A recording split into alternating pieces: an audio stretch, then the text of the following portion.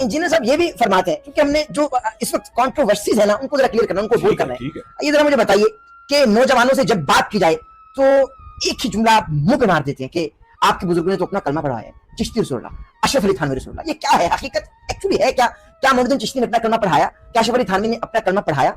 हकीकत बुनियादी तौर पे तो मेरा ख्याल में ये सवाल उनसे करना चाहिए हनाफ से और बरेलवी देवबंदी से, लेकिन मैं ये समझता हूँ और मुझे ये खुशी है, तो मैंने बात बरेलवी उलमा से ये बात सुन भी ली है, मैं बराह रास्त इस चीज का गवाह हूं। ठीक है, उनसे ये सवाल जब किया जाता है कि ये अगर कोई शख्स के, तो वो कहते हैं ये कहने वाला दायरा इस्लाम से खारिज, तो बात है। तो मेरा ख्याल में इसके बाद तो बहस बनती नहीं। सही बात, सही बात। अगर उनका ये दावा है कि ये किताबों में जबरदस्ती डाला गया तो उनको किताबों से निकाल लेना चाहिए, पहली बात। दूसरी बात ये, अगर उनके मुस्तनद जय्यद किबार उलमा मुफ्ती मुनीर रहमान साहब हैं या तकी उस्मानी साहब हैं, उनका ये अकीदा या और भी उनके जो मुनाज़र हैं वो सामने आके कहते हैं अगर किसी ने ये कलमा कहा है चिश्ती रसूलुल्लाह या अशरफ अली रसूलुल्लाह, उसने कुफर किया और चलो आया तो कुफर किया, तो मेरे ख्याल में इस चैप्टर ये यहाँ पे क्लोज होना चाहिए, क्योंकि यहाँ पे हमारा और उनका अकीदा एक हो गया। तो ये खत्म नबूवत का अकीदा, ये बड़ा सेंसिटिव है, और अगर ये कहा गया है तो काबिल मुज़म्मत है।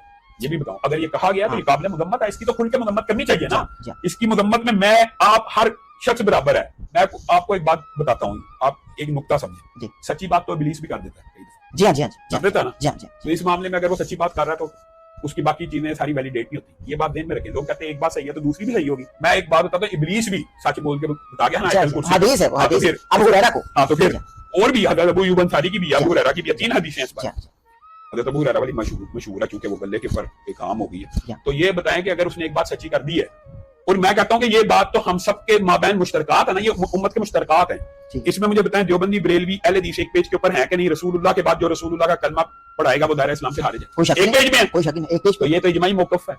तो हम तीनों का इजमा है। सही है। तो इस बारे में अगर उनकी किताबों में ऐसी बातें लिखी हैं तो वो 100% गलत लिखी हैं, और उसकी जो भी, और मैं ये समझता हूँ कि इस तरह की वजाहत आ जाने के बाद कि ये कुफर है, उनको अपनी किताबों से मिटा देना चाहिए। बिल्कुल सही, और अगर नहीं मिटा रहे तो गलत कर रहे हैं, 100% गलत। बिल्कुल सही, बिल्कुल बेहतरीन फरमाया, बेहतरीन गुफ्तगू, बेहतरीन गुफ्तगू। अल्लाह मैं इंजीनियर साहब की क्लिप के साथ आपकी खिदमत में सवाल रखने वाला हूं। आपकी जमात के बड़े मोहम्मद इकबाल गिलानी फलाइल कुरान किताब उन्होंने लिखी। गिलानी साहब की मेरे ख्याल में बात करें, गिलानी, जी हां, गिलानी, जी हां, मोहम्मद इकबाल, जी हां, उन्होंने एक किताब लिखी फलाइल कुरान। उसमें उन्होंने हदीस का अगला हिस्सा लिखा ही नहीं, जो गदीर खुम के मैदान में आका करीम सल्लल्लाहु अलैहि वसल्लम ने मौला अली अलैहि सलाम का हाथ बुलंद करके फरमाया कि मन कुंतु मौला फाज़ालुन मौला, और ये भी फरमाया कि मैं तुम में 2 भारी चीजें छोड़े जा रहा हूं, एक कुरान और दूसरी मोहम्मद इकबाल साहब ने लिखी ही नहीं। तो दूसरी चीज क्या वो लिखना भूल गए थे? डॉक्टर साहब ये बात तो वैसे असूली तौर पे उनसे पूछी जा सकती है। दूसरी बात यह है कि हमसे ये पूछा जा सकता है कि क्या हम हजरत अली को मौला अली मानते हैं या रसूलुल्लाह सल्लल्लाहु अलैहि वसल्लम का मौला मानते हैं या उनका साथी दोस्त मानते हैं कि नहीं मानते? हम मानते हैं। आप मुझे मौलाना कह देते हैं, मैं एक आम इंसान हूं, मैं किसी को मौलाना कह देता हूँ, तो इसमें तो असल बात तो ये है, क्या हम रसूलुल्लाह सल्लल्लाहु अलैहि वसल्लम की औलाद को एक ठोस चीज मानते हैं कि नहीं मानते? मानते हैं। तो बात तो ये है, अगर आप ये कहें कि इकबाल किलानी मानता नहीं था, तो फिर ये बात होगी कि उनका अकीदा था, दुरुस्त नहीं था। एक बंदा फज़ाइल कुरान, अब मुझे आपकी सवाल की समझ आ रही है, एक बंदा लिखी फज़ाइल कुरान के बारे में, तो मेरे ख्याल में वो सिर्फ फज़ाइल कुरान ही की इबारत पेश करेगा। वो फज़ाइल अहले बैत पे जब लिखेगा वो अहले बैत की भी पेश कर देगा। मगर कुरान उतना इस घराने पे, आप मेरी बात नहीं समझे। आपने किताब का नाम क्या बताया? फज़ाइल कुरान। उसके अंदर सिर्फ कुरान को उन्होंने डिस्कस किया होगा। मैं उनकी तरफ से कोई वकील सफाई नहीं कर रहा, लेकिन मैं ये बात कहता हूँ कि अगर पूरी हदीस भी लिख दी जाती कोई हरज नहीं था, लेकिन अगर फज़ाइल कुरान में हदीस का आधा टुकड़ा लिखना ये भी मसला नहीं होता। एक हदीस में मिसाल दे रहा हूँ, 5 अशखास के बारे में वईद आई है, इंसान जिस मौजू पे किताब लिख रहा है उसमें सिर्फ उसकी बात करे तो अगला बंदा ये क्यों नहीं लिखा? ये भी एक अजीब ट्रेंड है डॉक्टर साहब। ये मैं आपको बताऊं, मिसाल दे रहा हूँ, आप अभी फलस्तीन कॉज के ऊपर बात करेंगे ना, तो यार आपने कश्मीर के ऊपर बात नहीं की, आप कभी कश्मीर के ऊपर बात करेंगे, और यार आपने कभी इमरान खान के बारे में बात नहीं की, आप कभी इमरान खान को कंडेम करेंगे, इमरान खान को कंडेम करने आगे हो, राना सनाउल्लाह का बयान नहीं था किया, और भाई हर वक्त पूरी मतलब जामे किताब तो नहीं पेश की जाती, ये बात होती है। तो ये असूली तौर पे मैं ये समझता हूँ, आपके सवाल से मुझे ये बात समझ आई है कि उन्होंने फज़ाइल कुरान को फोकस किया होगा, लेकिन इसका मतलब ये नहीं कि हम अहले बैत को नहीं मानते। अल्लाह के फजल करम से ये 30-40 साल दौर इबलाग का, तबलीग का और सोशल मीडिया का आप लोगों को पता चल गया है कि अल्हम्दुलिल्लाह अहले सुन्नत का ये इजमाई अकीदा है कि सहाबा भी मुहतरम है, अहले बैत भी मुहतरम है, और हम तो इससे भी बढ़ के एक दावा करते हैं। इस तरह की खाम मुगालते पैदा करना, मैं अहले हदीस का नुमाइंदा होकर, एक जमात का सदर होकर ये बात कहता हूँ, आइए इस बात के ऊपर इत्तेफाक करते हैं कि अहले बैत की तौहीन करने वाले की भी जुबान काट दी जाए और सहाबा की तौहीन करने वाले की भी काट दी जाए। सुभान अल्लाह। किसको इतराज होगा? किसी को भी नहीं होगा। अहले सुन्नत में नहीं होगा, बिल्कुल, लेकिन जिन्होंने तौहीन करनी है उनको होगा, उनको। हमें कोई इतराज नहीं, आ जाए इस बात के ऊपर, हमें तो कोई इतराज नहीं।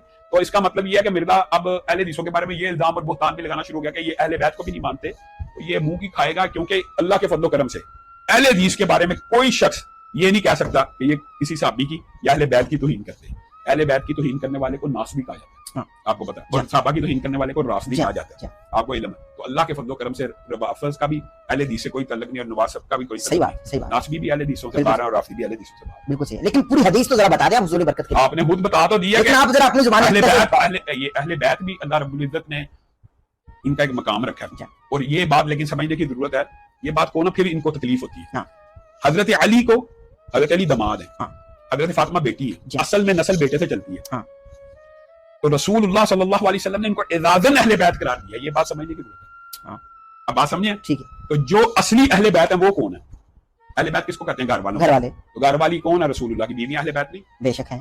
اب آپ بات سمجھیں گے, اب آپ بات سمجھیں گے تو ہم اہل بیت کے کیسے مخالف ہو سکتے ہیں؟ سوال پیدا نہیں ہوتا. اب آپ بات سمجھیں, اہل بیت کو چھوڑنے سے مراد, اگر ان کی مراد اصل میں یہ کچھ لینا چاہتے ہیں پک اینڈ چوز, ان کے نزدیک اہل بیت سے مراد صرف حضرت علی, حضرت فاطمہ اور ان کی اولاد ہے, اور ان میں سے بھی حضرت حسین کی اولاد نہیں ہے. تشیع کا ہوگا, انجینئر صاحب کا نہیں ہے, وہ ازواج مطہرات نہیں مانتے. وہ تو مانتے ہوں گے, لیکن میں ایک خاص نقطہ نظر جو کہتے ہیں, تو آپ مجھے بتا دیں اہل بیت ازواج مطہرات شامل ہیں, اور قرآن پاک کی اس کے اوپر دلائل متعدد ہیں کہ پوری کی پوری یہ جو صورت ہے ازواج سے خطاب ہے, اور اس کے بعد یہ آیت آتی ہے. تو رسول اللہ صلی اللہ علیہ وسلم کا یہ واضح فرمان ہے کہ میں تم میں 2 چیزیں چھوڑ کے جا رہا ہوں, اور ان 2 چیزوں کا جو فائدہ امت کو ہوا, اب اکیلی امی عائشہ سے دین کا کتنا بڑا حصہ ہم تک پہنچا. بے شک, کچھ تو بتائیں, یہ باری چیز نہیں, کوئی شک نہیں. تو اسی طرح اہل بیت سارے کے سارے, میں بتاتا ہوں اصل میں اس حدیث, لیکن یہاں بالخصوص حدیثوں کو جمع کرنا ہوتا ہے, یہاں بالخصوص ذکر کیا گیا مولا علیہ السلام کا, بی بی فاطمہ الزہرا کا, حسن کا, حسین کا, ان کا ذکر کیا, اہل البیت کا.